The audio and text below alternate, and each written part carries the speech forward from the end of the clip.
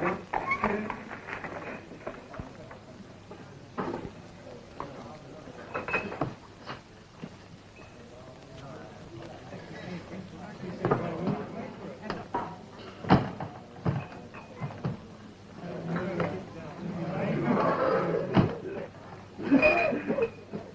want some labourers on that new underground. I might try up there. I don't agree with all this burrowing under the earth. Hello, Harry. Come on, Clive. Only up to breakfast. Come in, Mr. Barlow. You carry on like that, my girl, you get a bunch of flies right in your whistle. Blimey, this tea's got no arms or legs. Two a dripping and a kipper, well done. Egg and bubble, Clive, and a jar of Rosie. Another tea, Clive. A large cocoa and 2 of toast bread. 2 large teas, 1 large cocoa, 2 a toast. Egg and bubble, 2 a dripping, kipper, well done. He's going to Australia. I told him it's full of perishable and convicts. You want to watch it then, don't you?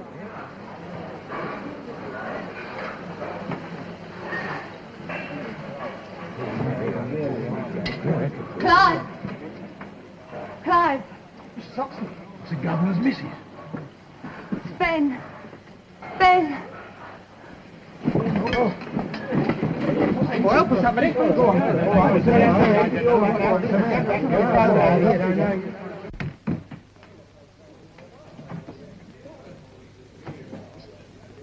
Oxley.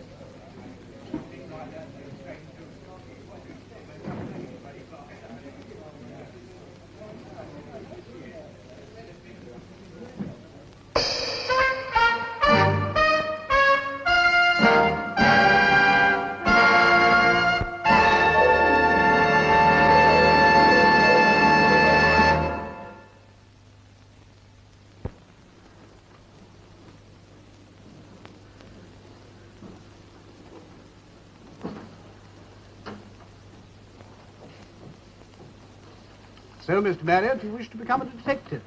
That is the general idea, yes, Superintendent. Why? Well, it interests me.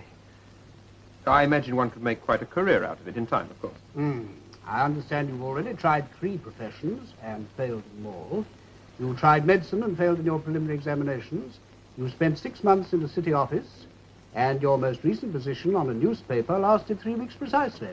Oh, it's not in the letter. We've been doing a little detection on our own account, Mr. Marriott. Well, I have found it rather difficult to settle down, yes, sir. But you think you could settle to being a detective, eh? I don't know, sir. I shan't know until I've tried it, will I? That is a point, I admit. Do you think there might be a vacancy for me, sir? Think I've no option, Mr. Marriott. I've been instructed by a certain high personage to pitch you in somehow. You're a relative of Sir Charles, no doubt. No, sir. I was at school with his younger son. I did ask Tim to speak to Sir Charles on my behalf. Oh, don't apologize, Mr. Marriott. Rather a pleasant change to find them sending me new men. I spend half my time trying to stop them cutting down the detective department. Some people, you see, regard the CID as an experiment. Some regard it as a failure, and very few regard it as important. Will you open that door, please? Page. Oh. I want you to take Mr. Marriott along to Sergeant Cork's office. Yes, sir.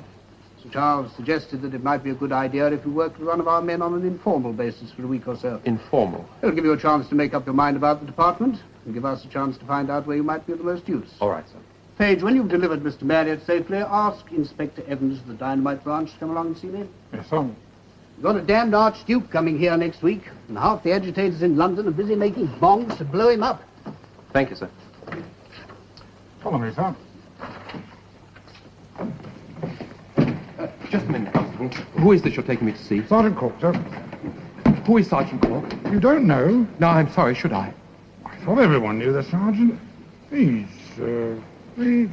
well, I don't know quite how to explain. He's been here since they started the department. Some say he's built it with a brick. Oh, he's old? No, not that old. What's he like, then? Oh, well, you can't really describe the sergeant, sir. He's a lord himself. Here, this way.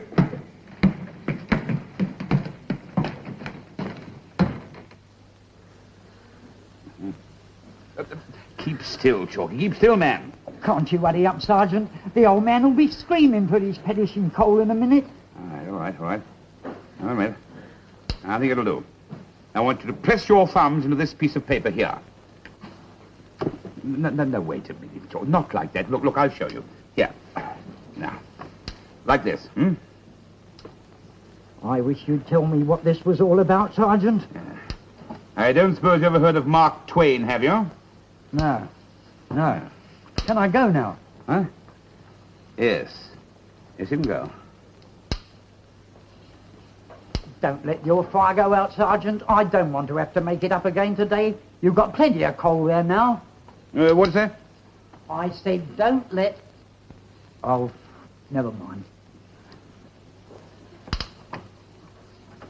Look what I've done now.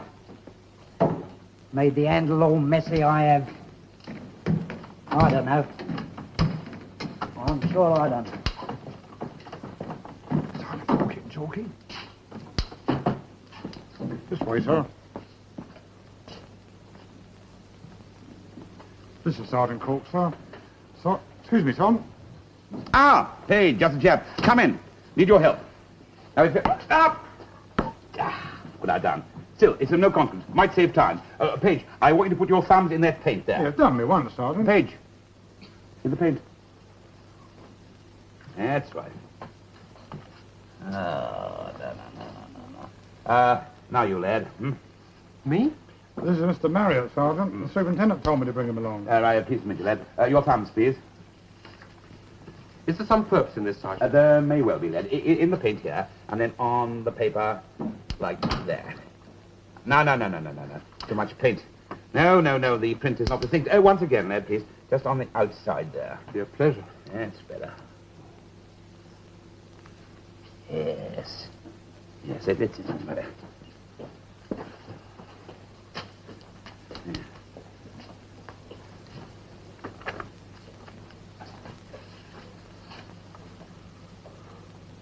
What you looking for? What am I looking for? Good question. Mark Twain, American author. Life on the Mississippi. Published last year, chapter 31. Fascinating, lad, fascinating. A murderer is brought to justice by means of, guess what? A thumbprint. The theory is that no two thumbprints are similar. Of course, there may be something in that, of course. They've been using fingerprints as a method of identification in India for several years now. Can you imagine what would happen if this was adapted to police work here? No. If we could find a proper means of classification. If... Well, of course, you wouldn't be interested in that, would you? Do you want to see me about something, lad? I was told to report to you. Marriott, Bob Marriott, Sergeant. Marriott? Yes, of course, I had a memo about that on the subject. Just a moment. It's only that damn porter hasn't used it to light the fire with, just a moment. Maybe here. Ah, yes. Yes, here we are, Mr. Robert Marriott. I gather you're a relative of Sir Charles. No, sir, I'm not. No? I got the impression he wanted to squeeze you in here. Still, this is no consequence. I've taken over 600 individual thumbprints in the last 3 months. I haven't found two identical yet. Sergeant Of course, 600 is nothing. Nothing, a mere flea bite. One will need to take thousands upon thousands. And if... Well, I'm sorry, lady, you were saying... Well, I understand the idea is I should work with you and get some impression of the duties of a detective. Yes, so I get it, dear. Well, are you working on a case? I mean, what do I do? Have you got a case in hand? Yeah, I'm still going. Timepiece is in quite good order. I keep forgetting to wind it. Right past 10 o'clock. But later we don't hurry. I hate unpunctuality. Good timekeeping is the best of all economies, lad. Be good enough to fasten my greatcoat, will you? Behind the door. Thank you, lad. Thank you. All right. Shall we go?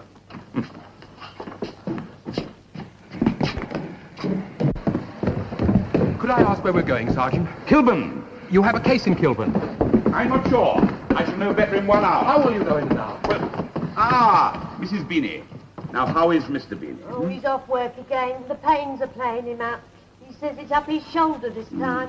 Get some stout, Mrs. Beanie. Rub it well to the shoulder. Marvellous for rheumatics. Stout. Sergeant, what did you mean just now about Marriott, let me introduce you. Mrs. Beanie, this is Mr. Marriott. Very Right, nice come on. We haven't got time for these minor pleasantries. Excuse me, Thank you. Sergeant Cork, if you please. Yes, what's the matter, lad? Look, would you explain why we're going to Kilburn and what it's all about? That's it, you lad. Don't put off. Ask questions. Ask more questions. Well, perhaps you'd oblige me with some answers. Certainly. We're going to Kilburn to attend the inquest on the late Mr. Benjamin Oxley. Oxley? Oh, yes, I heard him talking about him yesterday. His missus found him dead in bed one morning, that right? I'm afraid so, Mrs. Amy. Imagine that. Mrs. Oxley wakes up. This morning, everything appears quite normal. Her husband's asleep in his rightful place at her side. But when she starts to rouse him, he does not respond with his customary warmth. She soon discovers he's quite cold. She's gone to bed a wife and woken up a widow. Imagine. Some women have all the luck. Yes, but was it luck, Mrs. Amy?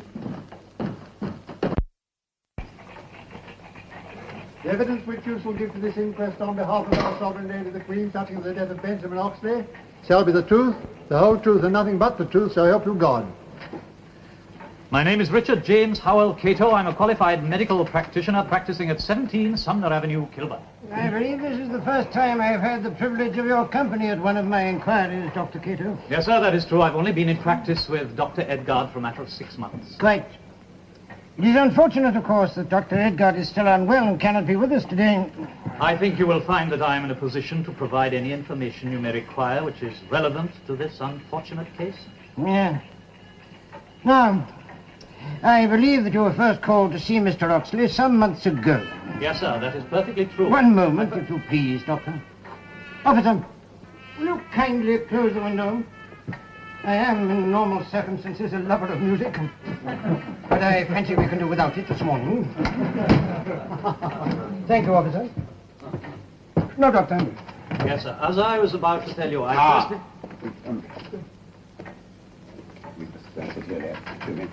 Sorry. Sorry. Thank you. All right.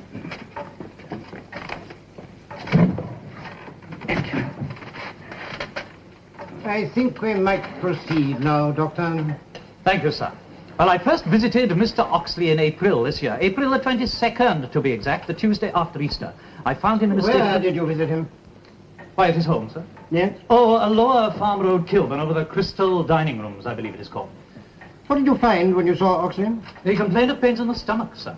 What was your diagnosis? Well, I came to the conclusion that he was suffering from a severe stomach chill. At any rate, he seemed to respond to the treatment I prescribed and made a fairly rapid recovery. He did not complain of any further stomach pains? Oh, no, sir. However, his health did not fully recover. From time to time after that, he visited me at the surgery and complained of sleeplessness, headaches, and general debility. On one occasion when I called on him, I found him in tears. He asked me if I thought a man had the right to take his own life. He spoke of suicide. Oh, well, he didn't mention the actual words, sir, but the trend of his conversation indicated that that was what was in his mind. He said he no longer felt any will to live, sir. Did you mention that to Mrs. Oxley, his wife? Well, I felt it my duty to do so, sir. She was most concerned. I should say that throughout her husband's illness, she nursed him with great devotion. And this melancholy state of mind continued until October the 14th, when you last saw Oxley. Yes, sir. Will you please tell the jury what happened on that occasion? Well, I was aroused by a knocking at my surgery door on October the 14th at 7:30 a.m. Mr. Graham, one of Mr. Oxley's assistants, was outside and urged me to come to see Mr. Oxley as soon as possible. I did as he asked, arriving at the house at about 7:50. One moment, if you please, Doctor. Wish they'd cut the cackle and get to the horses.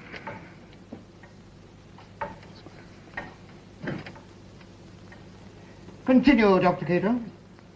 When I reached the bedroom, I found Mr. Oxley lying face downwards on the bed. He had been dead for some hours. Can you be a little more precise, Doctor? He had been dead, I should say, between 8 and 10 hours, sir. Thank you. I noticed something that struck me as unusual. He smelled rather strongly of brandy. Smell of brandy. Go on, Dr. Cato. I made a careful examination immediately, but could come to no firm conclusion. Accordingly, I told Mrs. Oxley that I was unable to issue a certificate as to the cause of death and that there would have to be a post-mortem. And did you conduct such a post-mortem? Yes, sir. On your own initiative? Yes. I held an appointment at St. Nicholas Hospital for a year before I went into general practice. I've had considerable experience in examinations of this kind. Quite so. Now, will you kindly tell the jury the results of this post-mortem examination? I found traces of an unusual liquid in the stomach organs of the deceased. I subjected these to chemical analysis and found it to be chloroform. You're quite sure of it? Yes, sir, there can be no doubt. I got in touch with a former senior colleague. He confirmed my findings. He is prepared to give evidence to this effect. Had you ever prescribed chloroform in your treatment of Mr. Oxley? No, sir. Definitely not. And as a result of your examination and analysis, were you able to come to a conclusion as to the cause of death? Yes, sir. What was your conclusion? Will you kindly tell the jury? My conclusion was that Mr. Oxley died as a result of poisoning by chloroform. It is also my opinion that it was self-administered. It's a lie. He didn't kill himself. There's the one you want. She killed him. Look at her sitting there all dolled up in her blouse and blood. Look at her, the steaming at the face. She's laughing inside, laughing in front of me. Oh, don't touch me, grasshopper. I'm going, don't you fret. I'll stay here much longer looking at that like the Lord their man to help me. She's the one that done it. She's the one that wants straight. Leave me alone, I tell you. It's a freak out here. I'm trying to tell you. Leave me alone. You've got to speak up for yourself. You've got to say something.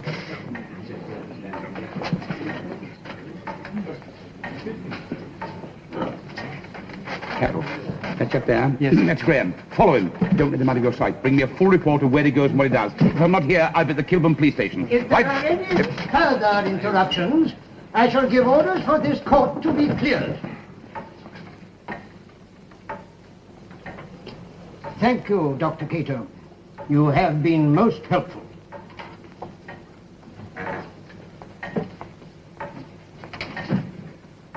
I'm sorry, Mrs. Oxley. I know you did all you could.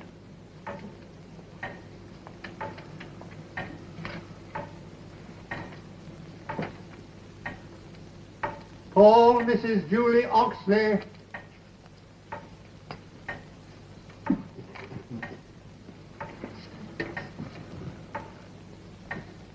The evidence which you shall give to this inquest. I rely on you to run this station, Inspector. I don't want to be bothered with fiddling details. You deal with this return. Yes, but it specifically says that the superintendent must fill it in, sir. Oh, damn nonsense. You fill it in, I'll sign it. Come in. Well, what do you want, Constable? Sergeant Cork of the Detective Department is still waiting to see you, sir. He asked me to say that... I'm not interested. These damn CID men think they can barge in at any hour of the day or night. I'll send for him when I'm ready. Sir? You're still in conference, I take it, sir. Devil. This is Sergeant Cork, sir. Sergeant Cork of the Criminal Investigation Department. No, it is it? I was under the impression I asked you to wait, Sergeant. All right, Constable, get out, get out. I'm afraid time is running out, sir. I have an appointment at the yard with the Assistant Commissioner. He can't be kept waiting. I'm sure he'll appreciate that, sir. Oh, well, we've nothing to discuss anyway. The Oxley case is a dead duck. Is it, sir? Inspector Moss had the full report. The verdict was suicide. Isn't that enough? The man took his own life. And you're satisfied with that, Inspector? Well, the report seemed straightforward enough. This is a busy division, Sergeant. We don't want a murder case on our hands. It beats me why you CID fellows always want to complicate a perfectly simple issue. There's a great difference, sir, between simplicity and stupidity. What? What's that? The verdict of suicide was stupid, offensive, and criminal. Why do you say that, Sergeant? On the basis of the known medical facts, Inspector. This poor chap is supposed to have taken his own life by drinking liquid chloroform. Is that correct? Yes. Liquid chloroform was found in the stomach of the post-mortem. That's a known medical fact. I don't deny that, Major. He died because chloroform found its way into his stomach, but he did not put it there. In the face of all the evidence, you stand there... I tell you that Oxley was murdered. Explain yourself, man. We're asked to assume that sometime during the night this poor chap decided to take his own life by swallowing a draught of liquid chloroform. He did not cry out. He did not wake his wife who was sleeping. He just turned on his face and died. And so his wife found him in the morning, so we're told. Dr. Cato seemed to think this was a reasonable reconstruction of the tragedy, Sergeant. Dr. Cato's a young man, so I took the trouble to have a word with another physician of greater experience before the inquest. And what he told me was of great interest. Yes? He told me it's well nigh impossible to swallow a draught of liquid chloroform. Oh, why? Because the physical agony would be beyond bearing. The moment a draught of chloroform passed the throat, it would be fearful and terrifying pain. No human being would have the self-control to stifle his anguish at such a moment.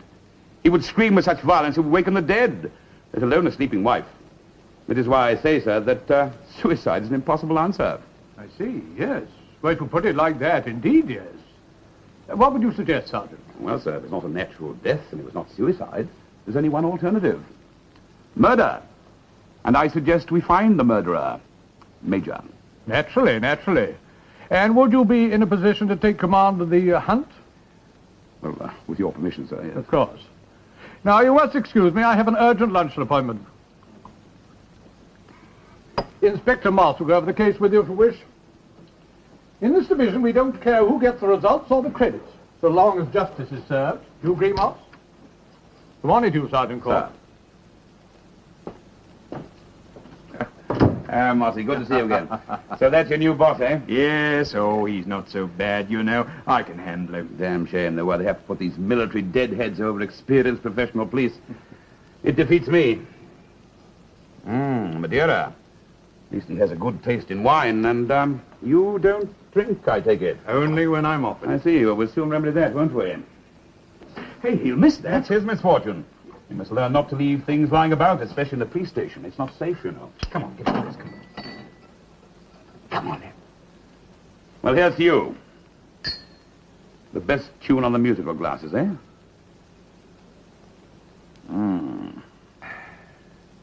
Well, what'll be your first move? Call on the widow? No, the mother-in-law. At least she had no doubt it was murder. She said so at the inquest. I think I shall see her first. Oh, by the way, they've given me a new assistant, young fellow called Marriott. All arms and legs in question at the moment, but he'll do. If he comes here, send him after, will you? Yes, of course. It might help if I knew where I was going. Where does this mother-in-law, what's her name? Kate Oxley. Oh, this time of the day she'll be in the Duke of Buckingham, in the Kilburn High Road.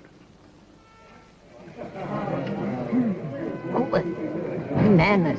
It's them pickles, they always go back on me. Well, as I was saying, I ain't going to let her get away with it. No, quite right. No, don't you, Kate? No, I never liked her from the off. You know that, Lucy. Didn't I say that very day when he first brought her home? I'd stand up in court and swear to that, Kate. Yeah, I remember you telling me too, Kate. Told me the first day. I told everybody. I never made no secret about it. Here, come on, Dreamy. Where's my other sandwich? Blimey, the time she takes, she thinks she was killing the pig to get the ham. It's ready, Kate. Good morning. Wouldn't you prefer the other bar, sir? Oh, it seems quite cozy to me. Stout and bitter, please.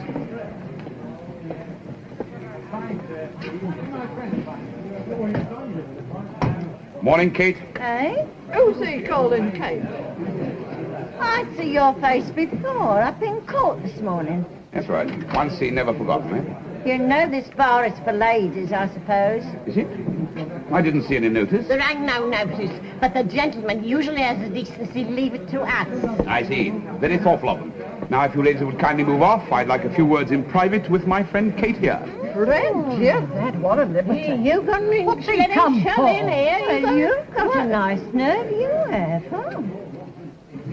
All right, get on off, girls. Here, Kate, scream if he starts anything. I'll finish him if he starts anything.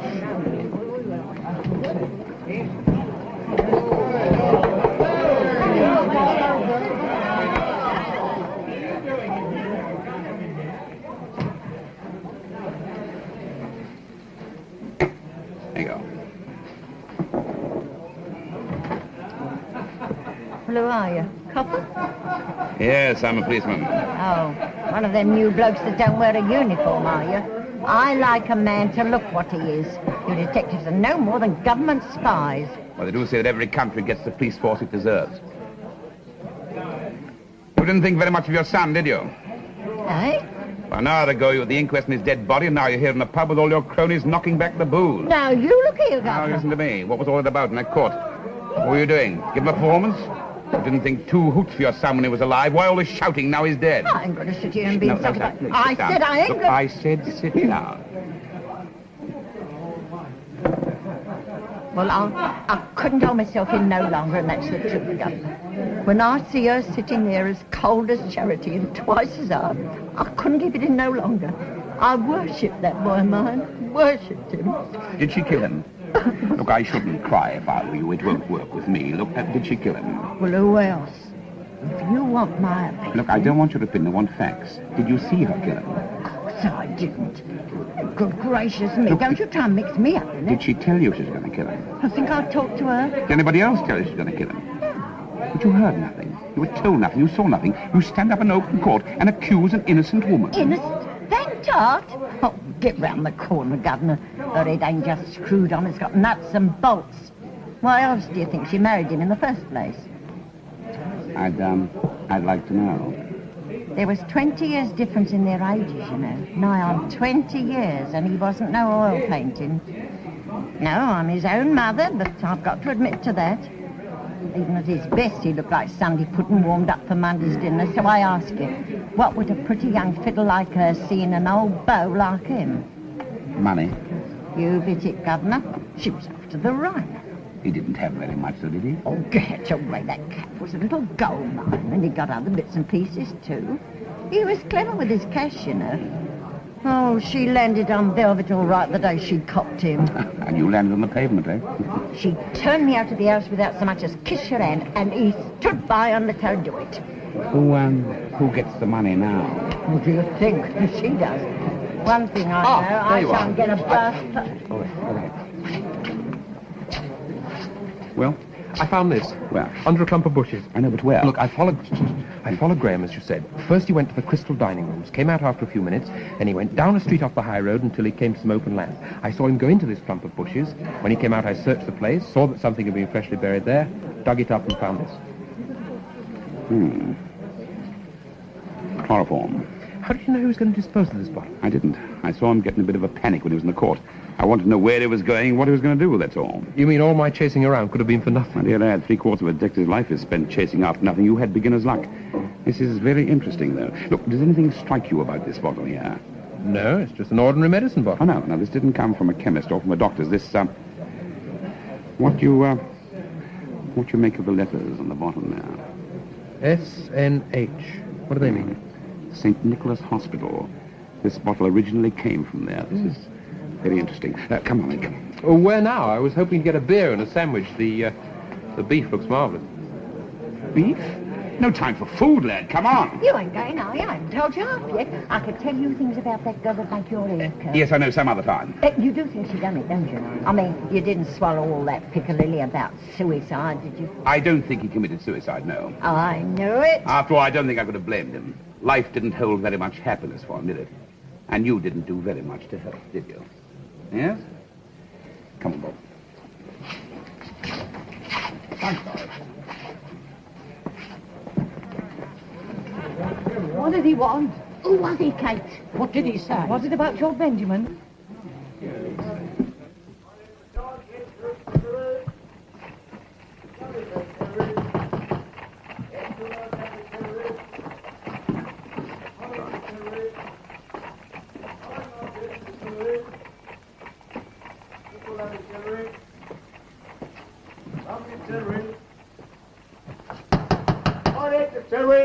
I'm not Jake the Celery.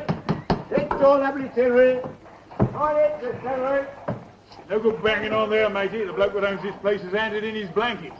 Oh, his wife still lives here, doesn't she? Oh, you might find her at home. I don't suppose she'll be in the mood for cooking, though. Close. Can't you read the note? Look, I'm sorry to trouble you at a time like this. You are Mr. Graham, are you, Mr. Clive Graham? Yes. Could you spare me a few moments? I can't keep you long, I promise. What's it all about, then? Who are you? If we could just come inside. Thank you very much. All right.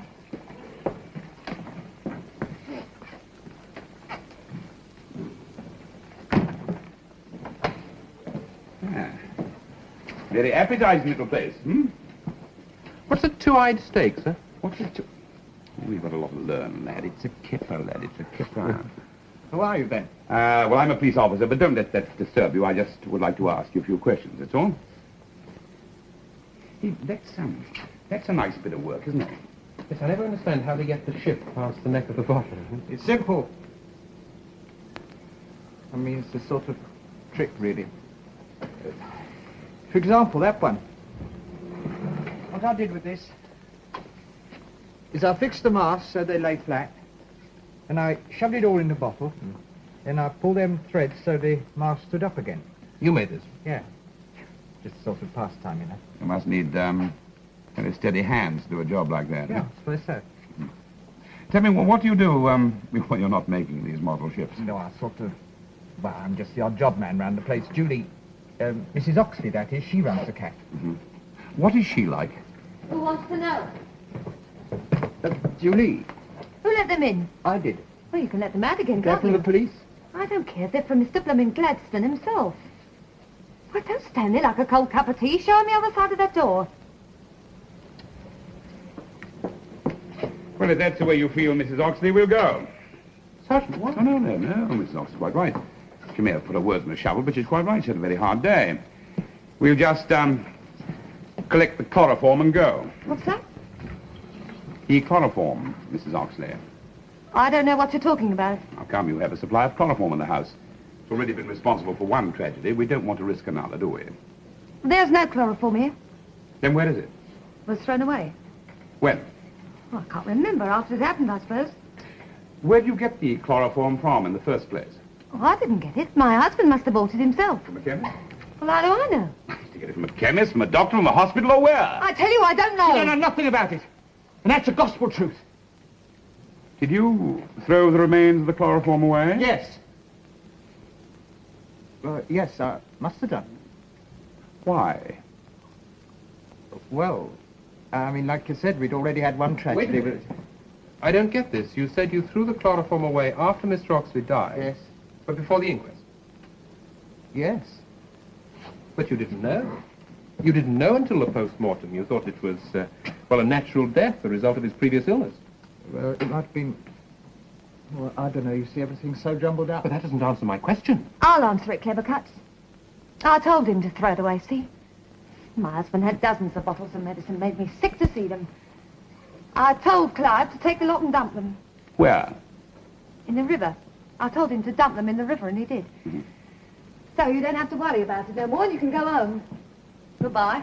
Mrs. Oxley, I was admiring this model ship just before you came in. I was wondering, I have it with me here.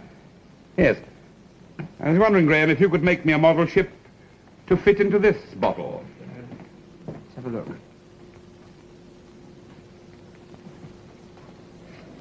No? Oh, well, perhaps not. Good afternoon. Come on, Mary.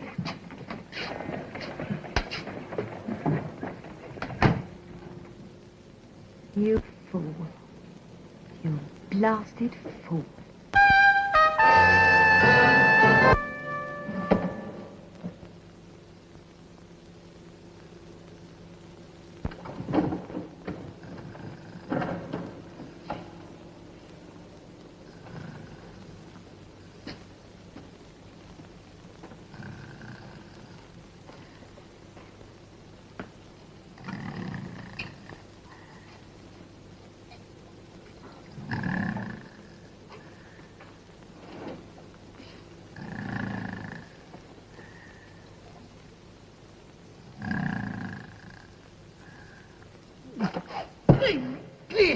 Hey, what's that flaming thing? I'm sorry, old Jeff. Yeah, I'm just having a nice kip and some coffee, no ditch. All right, go back to sleep.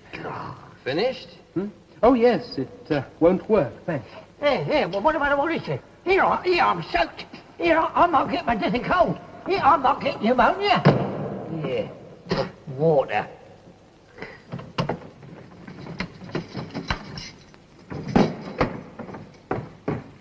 Ah, there you are, Mary. Inspector Moss said you were here. I was curious. Sergeant, it's impossible. What is it? It's virtually impossible to pour liquid down a man's throat without waking him up. I just tried it with the old fellow in the cell. He woke up straight away, half choking. You tried it. Good lad, you've got the makings, you know. Huh? But what's the answer? Oxley didn't take the chloroform while he was awake. The pain would have been too much. And he couldn't have been given it while he was asleep. I've just proved that. Have you?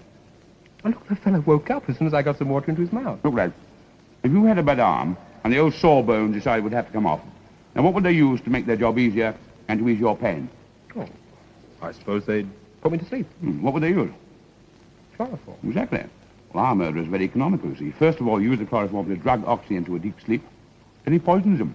It was a man. Oh, he, she, who knows? You know, I've been over and over this case in my mind. Yeah. They say that contemplation is the highway to wisdom. To my mind, it must be one of three people. The wife, or Graham, or the mother-in-law. All three had the opportunity, all three had the motive. The motive? Well, the wife was tired of her husband, that's clear. Graham is in love with her, that's also clear. He could hardly keep his eyes off her. And the mother-in-law hated her son for turning her out of the house. Mother-in-law hated the wife even more, you know. Yes, I thought of that. Now, this could... this could be a way of getting back at the wife. I mean, if young Mrs. Oxley is accused of her husband's murder... Ah, very subtle. Have you got a better theory? I've learned never to speculate, Dad. First catch your facts. Test your facts. Test them scientifically if you can. Detection isn't the romantic business other people think it is. It's a combination of logic, legwork, and science. Still, as you've only been at the game a few hours, you haven't done too badly. Come on, then. Where to now, sir? I didn't go to St. Nicholas Hospital for the good of my health. That bottle, it came from their stock. Had a long and interesting talk with the man in charge there about this case. He told me the questions. Now I'd like to find out some of the answers. Come on, then. Thank you. Thank you.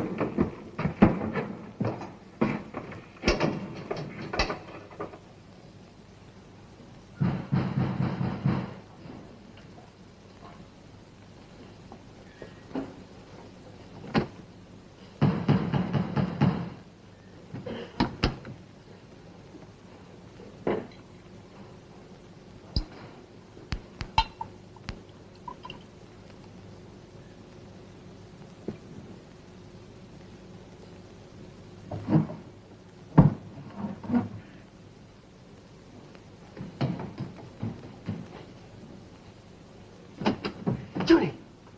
It's them again. The coppers. I don't reckon I can face them again if they start asking me questions. So what's the matter with you? You started all this, you know, when you flew off the handle and threw away that bottle. If they hadn't found that with you... I can't face them again. It's no use. All right, lovey, nor you shall. I'll see them and talk to them. You keep out of the way downstairs. I'll fetch them up here. As soon as they're in, you nip off and make yourself scarce for an hour, eh? You'll be all right, though. Yeah, of course. I better go and open up before they bang the house down. Don't let them see you, mind. Julie,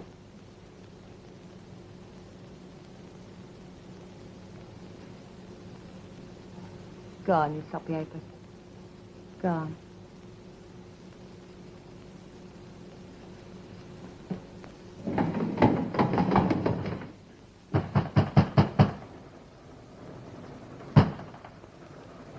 What do we do? Give him one more minute and we'll break the door down. Evening, sweetheart. good evening. Oh, Don't be shy. Ah, Lily. You're way off your ground, aren't you? Now, hop along, there's a good girl. We're rather busy. Oh, I didn't know it was you, Sergeant. Night. Hey,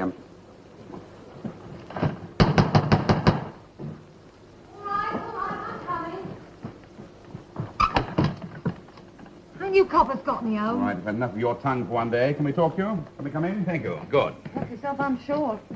Want your little doodle-doo to come in as well, I suppose. Come in, Sonny. Wipe your feet. Come upstairs. It's perishing down here. Through that side door there.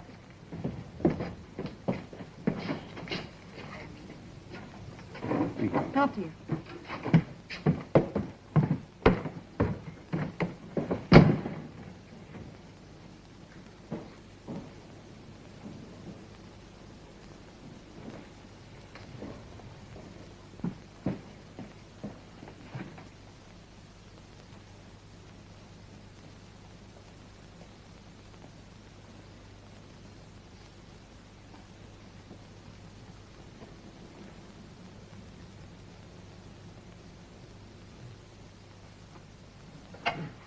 Now, the first thing I want to know is, where did you get the chloroform? Mind if I smoke? Won't upset your shadow here, will it, seeing a lady smoking? The chloroform, Mrs. Oxley. Excuse me, do you mind if I get at my own fire? Will you answer my question? Yeah, don't you get tough with me, mister. I got my rights, you know. Your husband had rights, too. The right to live. You've given the whole afternoon to think up a good explanation. Where did you get that chloroform? The doctor did not prescribe any. So?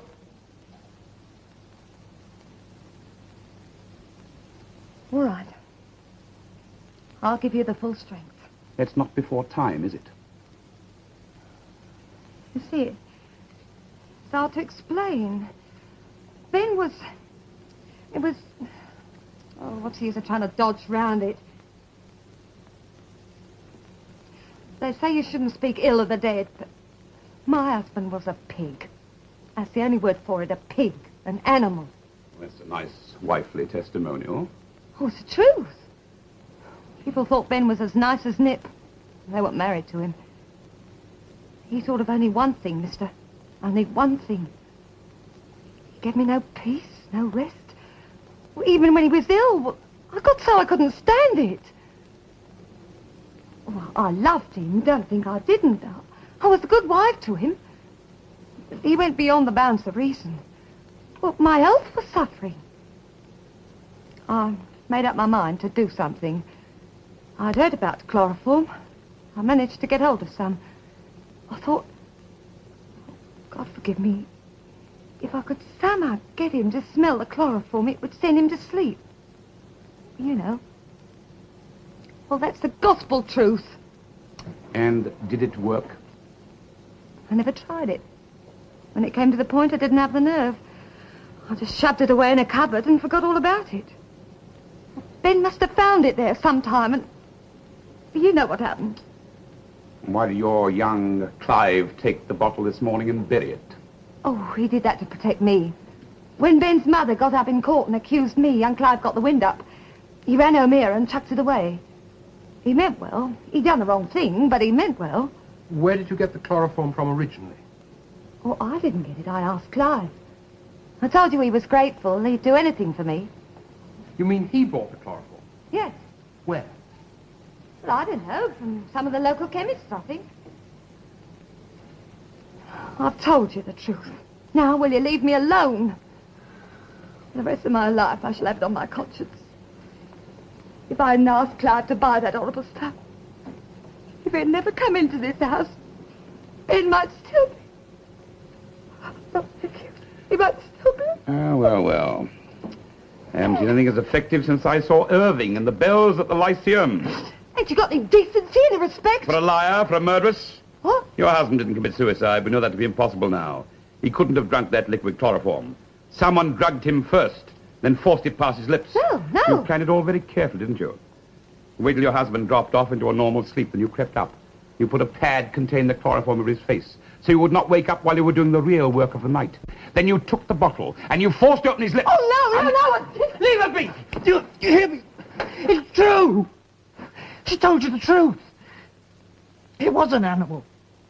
It made me sick to see the way he mauled her. He's the one. He did it. He's the one. Well, he must have done it. He knew where the bottle was kept. He hated Ben. He must have done it.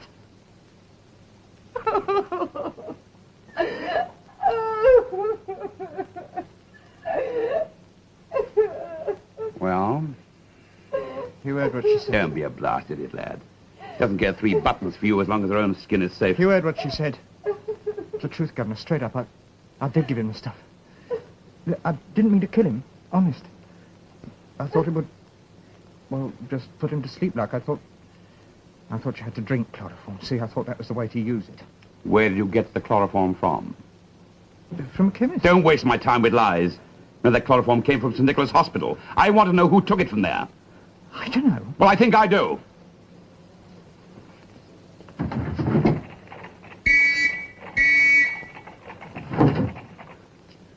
All right, we'll have the rest of the story later. You're both under arrest. But she didn't. I think I know more about this than you do, lad. The constable downstairs will take care of these two. Come on, lad, there's more to do here. More? Yes, loose ends, lad, loose ends. Come on.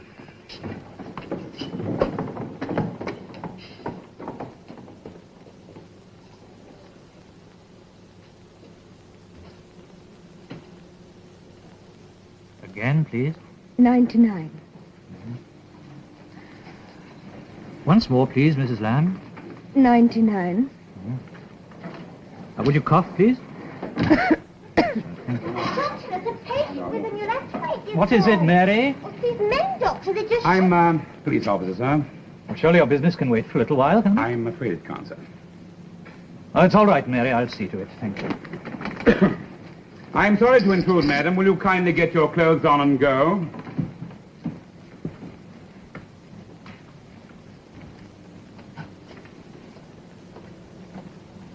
Ah, gentlemen, what is it that you want? You would consider yourself reasonably qualified to speak on the subject of chloroform and its uses, Doctor. It's about the Oxley case, is it? Well, yes, I suppose. Well, in court this morning, I did indicate that I'd had experience in a large hospital. Where chloroform is in regular use. Yes. Couldn't we wait just for a while until I've completed the examination? I don't think you understand, Doctor. You have read the authorities on the subject, I see. Guy and Ferrier, Blythe, Taylor's jurisprudence. Yes, I've read them, of course. Good night, Doctor. Good night, Mrs. Lamb. Oh, perhaps if you waited outside just for a minute, I shouldn't if I were you, madam.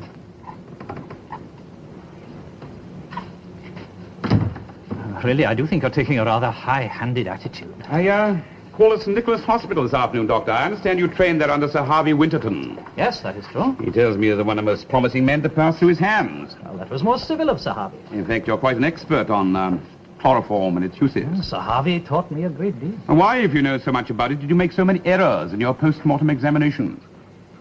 Errors? Well, my dear sir, I'm not Perhaps infallible. errors is the wrong word. Would you prefer me to describe them as deliberate lies, Doctor? Now, look, yes. Now, first of all, you expressed the opinion that Oxley took his own life. And that was quite out of order. The coroner should have pulled you up about that, but still, that's of no consequence now. But Sir Harvey Winterton told me, among other things, that Oxley could not have taken his own life as you suggested. Well, Sir Harvey is a very powerful authority. Naturally, I wish I'd had the benefit of his advice. Perhaps you'd not ask for it. Why did you make no mention in your report of brain cavities? To what purpose, sir? Well, come, Doctor, if I may quote Sir Harvey again, when chloroform is inhaled before death, a post-mortem will reveal a distinct odor in the cavities of the brain. But you did not mention this odor. But it was there, Doctor, wasn't it? Wasn't it? I did not mention these odors because you didn't carry out the post-mortem correctly, because you did not examine these brain cavities, I made a most thorough examination, sir. But the odor was there, Doctor, wasn't it, Dr. Cato? There may have been some slight suggestion. Exactly. You didn't mention it because you're so anxious to secure a verdict of suicide, weren't you? Well, this is preposterous. Utterly ridiculous, sir.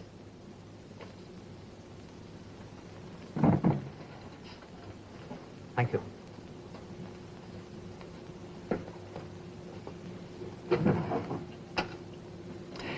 This is the actual bottle, Doctor, which contained the chloroform which killed Oxley.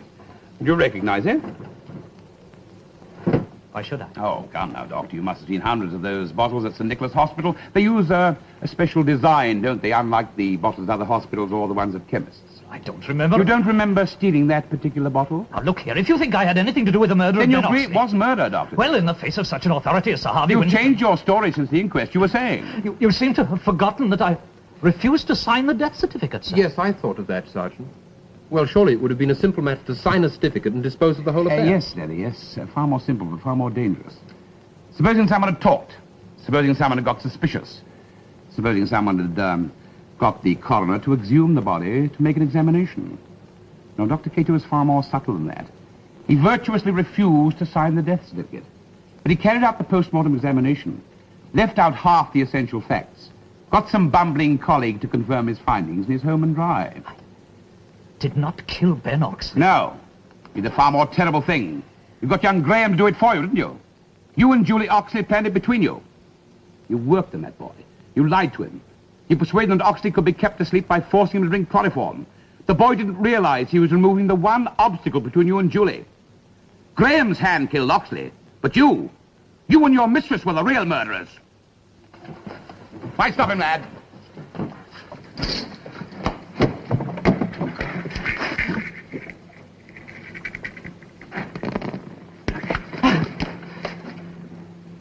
I don't see why you should get away with it so easily, Doctor. Shall we go?